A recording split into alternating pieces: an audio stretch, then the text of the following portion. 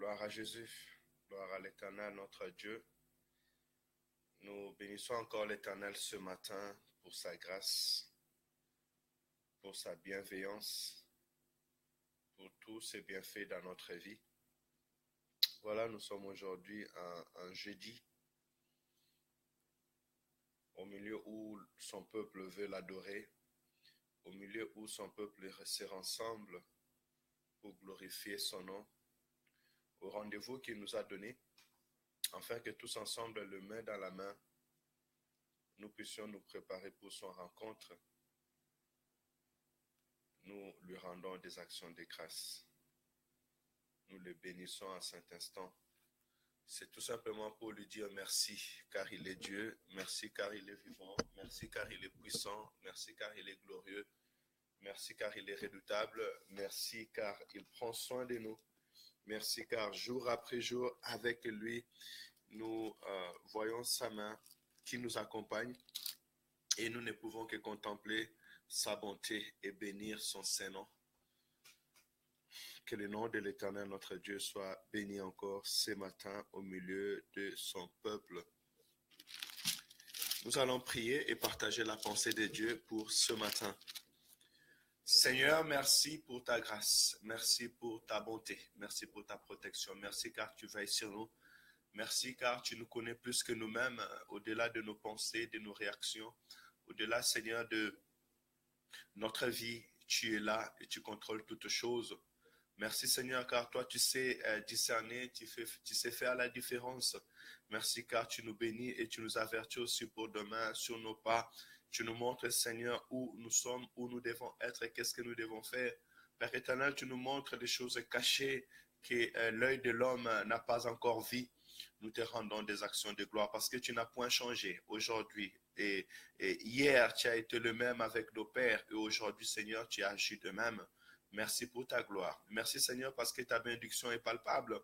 Merci Seigneur parce que tu veilles sur nos familles, Seigneur, et sur nos maisons. Et tu bénis, Père éternel, même l'inconnu parce que tu es un Dieu de vie. Béni soit ton Saint-Nom. Merci pour la vie que tu nous as accordée.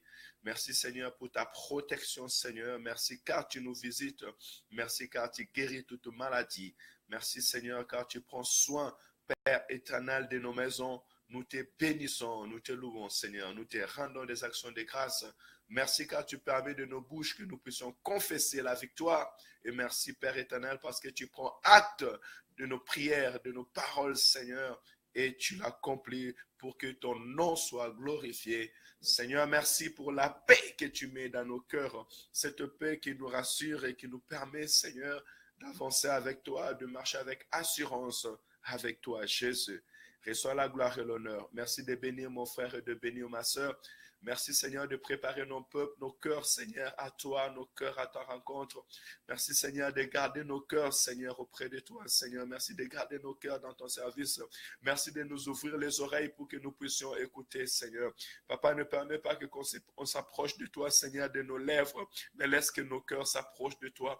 Laisse que réellement Seigneur ton peuple s'approche de toi. Père éternel, aime écouter ta parole. Parce que Seigneur, en priant, tu dis, Père éternel, que c'est par ta parole, Seigneur, qui est la vérité. C'est ta parole, Seigneur, qui nous sanctifie. Laisse que ta parole, Seigneur, soit écoutée au milieu de ton peuple, afin que la sanctification soit une vie de tous. Au nom de Jésus. Alléluia. Gloire au Seigneur. Que notre Dieu soit glorifié encore ce matin. Nous bénissons son nom. Nous élevons sa grandeur ce matin. Merci nos frères et sœurs qui sont en ligne. Que mon Dieu vous bénisse. Nous allons ouvrir la parole de Dieu ce matin à Psaume chapitre 102. C'est un psaume qui a 29 versets. Et nous allons lire nous allons lire 4 versets. Et je vous encouragerai de tout lire ces psaumes. Et si Dieu le veut, on peut lire tous. Que le nom de l'Éternel soit glorifié. Prière d'un malheureux lorsqu'il est abattu et qu'il répand ses plaintes devant l'Éternel. Et ce matin, je vais dire que nous allons parler un petit peu sur la prière. Psaume chapitre 102, nous sommes déjà au verset 2. Éternel, écoute ma prière et que mon cri parvienne jusqu'à toi. Ne me cache pas ta face au jour de ma détresse. Incline vers moi ton oreille quand je crie. Hâte-toi de m'exaucer, car mes jours s'évanouissent en fumée et mes os sont enflammés comme un tisson. Mon cœur est frappé et se dessèche comme l'herbe. J'oublie même de manger mon pain. Mes gémissements sont tels que mes os s'attachent à ma chair. Je ressemble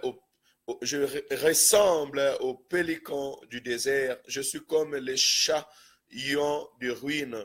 Je n'ai plus de sommeil et je suis comme l'oiseau solitaire sur un toit.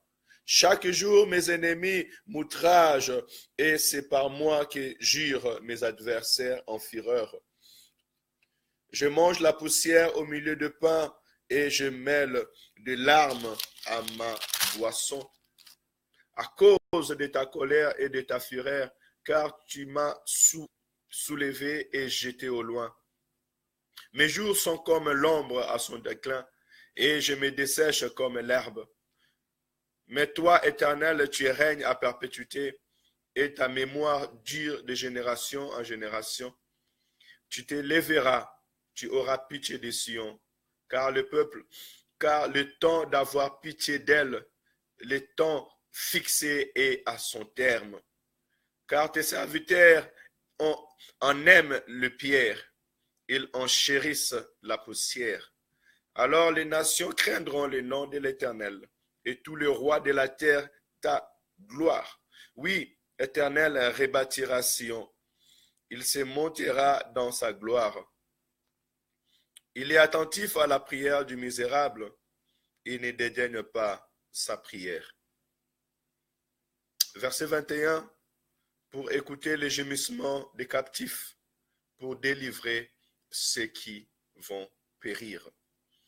L'Éternel est attentif à la prière du misérable. Nous allons parler sur la prière ce matin, parce que le psaume 102, c'est une prière que l'homme de Dieu est en train d'adresser à son Dieu. Nous sommes un peuple, nous aimons prier, parce que c'est ainsi la recommandation de l'Éternel, de l'Esprit de l'Éternel, prier sans cesse. Nous devons prier parce que le Seigneur, notre Dieu, nous les recommande. La Bible dit, ne vous inquiétez de rien, mais en toutes circonstances, faites connaître vos besoins à Dieu par de prières, de supplications, avec des actions de grâce. Nous prions parce que nous savons que Dieu nous écoute. Et c'est sur ce point que j'aimerais que nous puissions insister. Prier, c'est parler à Dieu. Prier, c'est parler avec Dieu. Prier, c'est écouter Dieu.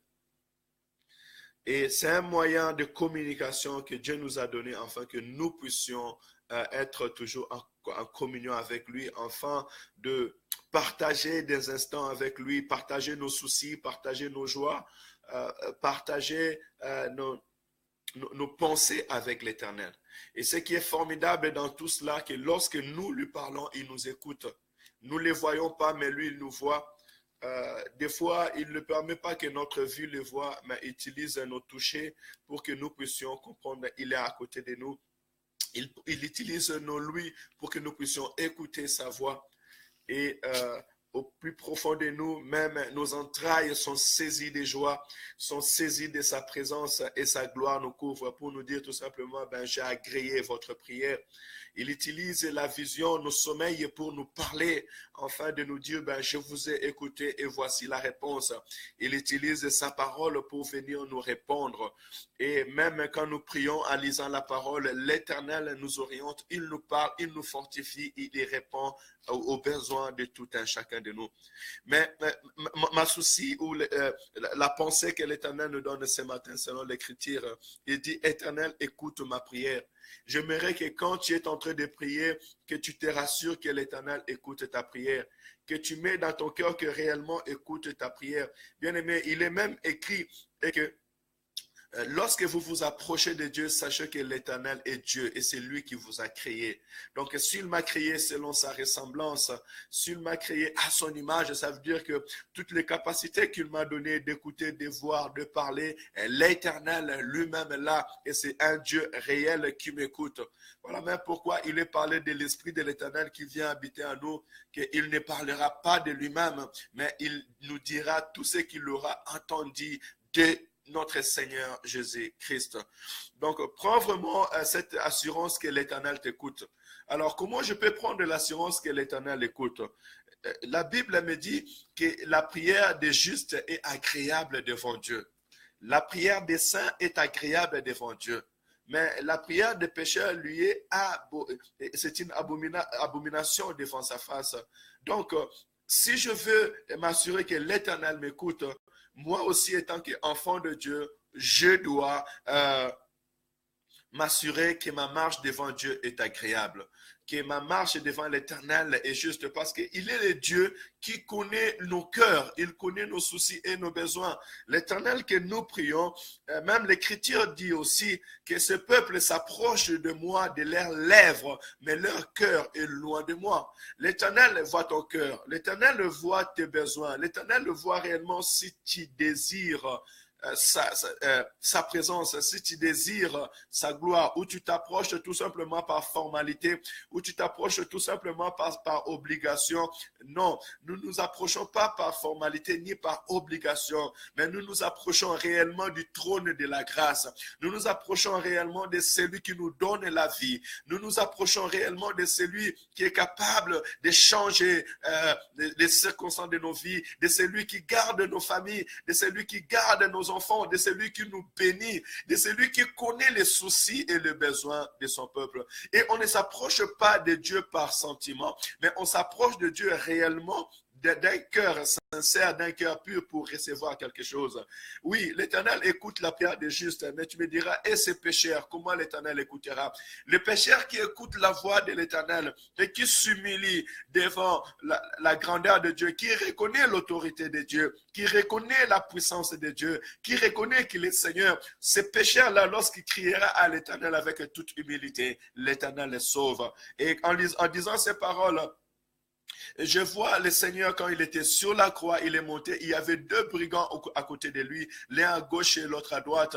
L'un a dit, si tu es le Seigneur et le Sauveur, sauve-toi toi-même. Mais l'autre dira, non, celui-là n'a pas péché, mais moi j'ai péché. L'autre, il a l'humilité, il a reconnu qu'il était pécheur, il a reconnu que c'est à cause de son mal, de sa mauvaise manière de vivre qu'il vit ce qu'il vit, cette condamnation. Et en ce moment-là, il a prié vers l'Éternel. Il a dit, souviens-toi de moi quand il sera dans son règne. Bien-aimé, celui qui veut que l'Éternel l'écoute, il doit d'abord faire un travail personnel en lui-même. Est-ce que je suis avec l'Éternel? Est-ce que je marche dans la sainteté? Est-ce que je marche dans la crainte de l'Éternel? Est-ce que ce que j'ai aujourd'hui, cela fait la gloire de Dieu? Est-ce que le pas que je fais aujourd'hui, cela donne la gloire de Dieu? Est-ce que la décision que je fais aujourd'hui, cela donne la gloire de Dieu? Bien-aimés, en tout moment où nous allons nous poser des questions nous-mêmes pour savoir si nous sommes encore dans le véritable, si nous marchons encore dans la crainte de l'Éternel, en ces moments, bien-aimés, nous pourrons faire une prière qui soit agréable à Dieu. Et il dit, Éternel, écoute ma prière et que mon cri parvienne jusqu'à toi. Nous devons comprendre ces choses. Quand il dit que l'Éternel écoute ma prière et que mon cri parvienne jusqu'à toi, il sait que de là où il est, jusqu'à ce que sa voix parvienne jusqu'à l'Éternel, il y a un espace. Et dans cet espace-là, il peut avoir du combat. Il peut avoir de l'adversité. Il peut avoir un changement de circonstances. Voilà pourquoi même quand Daniel était en train de prier, Dieu a parlé, a envoyé une réponse à son serviteur par l'ange. Mais avant que l'ange arrive, l'ange était arrêté et il y a eu le combat entre l'ange de Dieu et les anges dessus. Bien-aimé, tu veux que l'Éternel écoute ta prière doit être un feu. Ta prière doit être accompagnée de la gloire de l'Éternel, de la communion entre toi et l'Éternel. Si ta communion est parfaite, ta prière sera puissante. Parce que la Bible nous dit que le combat que nous avons à combattre, ce n'est ni contre la chair, ni contre les sangs, mais c'est contre les principautés, c'est contre les autorités, c'est contre les esprits méchants dans les lieux célestes. Oh bien-aimé, quand tu pries, ta prière doit être un feu qui dissipe toute puissance de l'ennemi. Quand tu pries, ta prière doit être un feu qui est en train de neutraliser toute résistance. C'est comme si tu es en train de marcher et il y a des barrières sur ta route. Tu dois être puissant, tu dois être fort, tu dois avoir une voiture qui est si fort pour neutraliser toutes ces barrières, pour enlever, pour ôter toutes ces barrières qui sont devant toi.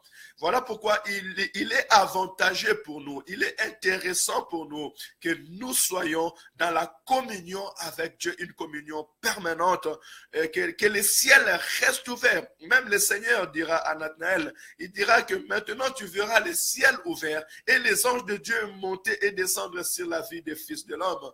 Bien-aimé, pour que le ciel reste ouvert devant toi, afin que tu vois les bonnes choses de l'Éternel, afin que l'Éternel t'écoute et t'exauce, tu dois garder cette communion. Combien de gens ils ont fermé le ciel sur leur vie? Combien de gens, à cause des péchés, à cause de leurs actes, à cause de leurs décisions, ils se sont eux-mêmes fermés la gloire de l'Éternel? Quand la gloire de l'Éternel n'est pas là, quand la communion avec l'Éternel n'est pas là, comment tu veux que l'Éternel t'écoute? N'oubliez pas que l'apôtre Paul nous dit que Christ sur la croix, il a brisé, il a fait tomber le mur de séparation qui nous séparait, nous et le Père. Ça veut dire que le péché avait mis une mur de séparation. S'il y a une mur de séparation entre toi et le Père, comment tu veux que le Père puisse t'écouter, bien-aimé? Retournons réellement dans le véritable, cherchons réellement la face de l'Éternel. Il dit, ne me cache pas ta face au jour de ma détresse. Incline vers moi ton oreille quand j'écris. Hâte-toi de m'exaucer.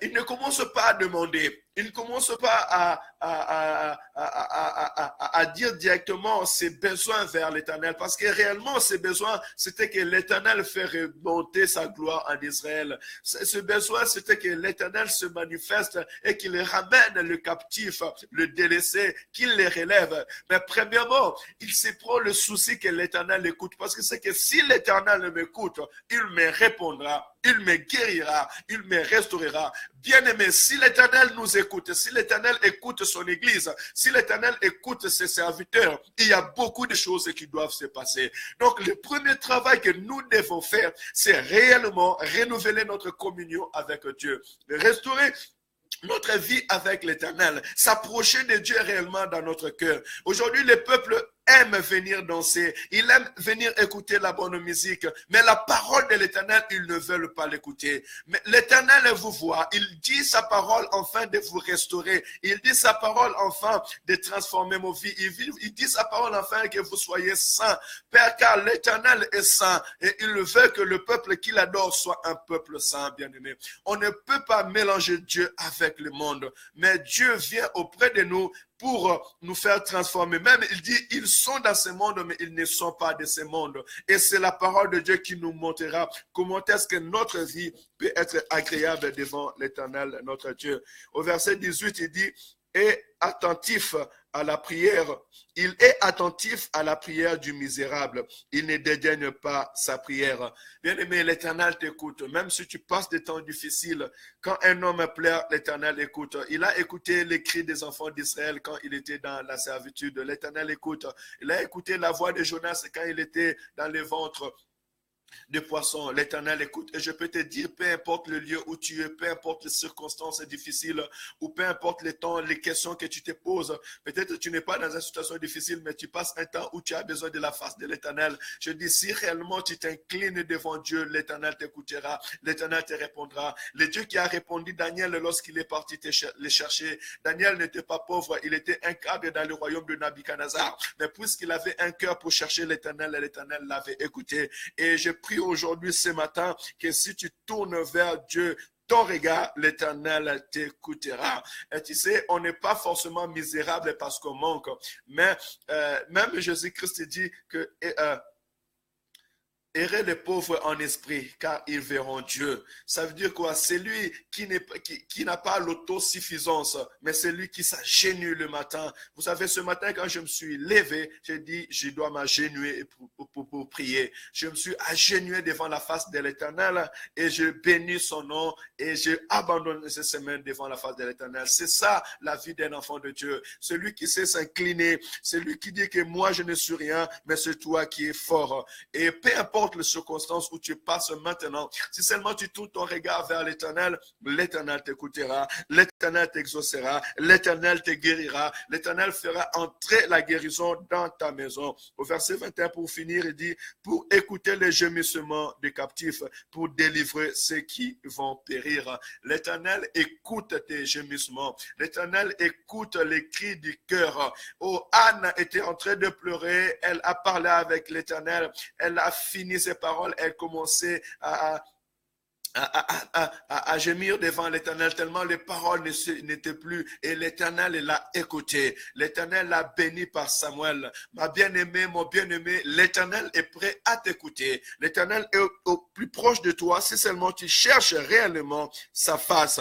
Que l'Éternel te délivre de toute chose qui vient tourmenter ta vie. Que l'Éternel te délivre dans ton chemin. Que l'Éternel te délivre de toute adversité. Que dans cette journée, tu cries à l'Éternel de tout ton cœur et l'Éternel te répond. Je demande que la délivrance de l'Éternel soit proclamée dans ta vie. La délivrance de l'Éternel soit proclamée dans ta maison. La délivrance de l'Éternel soit proclamée dans la vie de tes enfants. La délivrance de l'Éternel soit proclamée dans ta famille. La délivrance de l'Éternel soit proclamée dans ton église, la délivrance de l'Éternel soit proclamée dans ton pays, que la délivrance de l'Éternel soit proclamée tout autour de toi dans le nom de Jésus, car c'est l'Éternel notre Dieu qui délivre. Il est le seul Dieu qui peut délivrer une famille, le seul Dieu qui peut délivrer une nation, et je proclame que sa délivrance s'éclate maintenant comme une grande bombe dans ta vie au nom de Jésus. Que l'Éternel te délivre contre toute